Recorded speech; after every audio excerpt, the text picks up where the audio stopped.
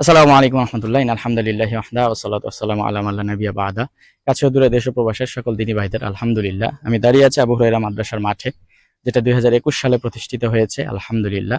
আপনাদেরই অর্থে আপনাদেরই দানে আজকের যে জায়গায় দাঁড়িয়ে আছি এটা প্রায় 20 ফুট গভীর ছিল এবং অদ্যাবধি 2024 সালে আমরা পুরো ইয়ার্ড যেটা আপনারা দেখছেন এখানে আমরা 34% জমি ক্রয় করেছি এবং ক্লাস আমাদের 3য় শ্রেণী পর্যন্ত আমরা চালু করতে সক্ষম হয়েছি। যদিও আমাদের অনেক প্রতিকূলতা, অনেক সীমাবদ্ধতা রয়েছে, আমরা আবাসিক করতে পারিনি, তথাপি আমরা স্থানীয় ছাত্রদেরকে নিয়ে আবাসিক মোটামুটি আমরা চালু রেখেছি। তারা বাহির থেকে খেয়ে আসে, এখানে থাকে।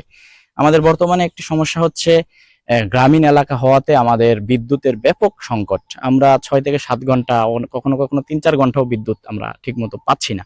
তো সেজন্য আমরা চাচ্ছি বাচ্চাদের সুবিধার্থে এবং দিনী জ্ঞান বিতরণ এবং অর্জনের সুবিধার্থে আমরা একটি সোলার প্যানেল বসাতে চাচ্ছি, যাতে করে এই মাদ্রাসা নিরবচ্ছিন্ন বিদ্যুৎ থাকতে পারে। তো এই ক্ষেত্রে আপনাদের সহযোগিতা একান্তভাবে কাম্য। এই প্যানেলটি লাগাতে প্রায় 1 লক্ষ টাকা খরচ হতে পারে। আপনি আপনার অবস্থান থেকে আপনার সাধ্যানুযায়ী আমাদের পাশে থাকবেন বলে আশা করছি। আসসালামু আলাইকুম রহমতুল্লাহ।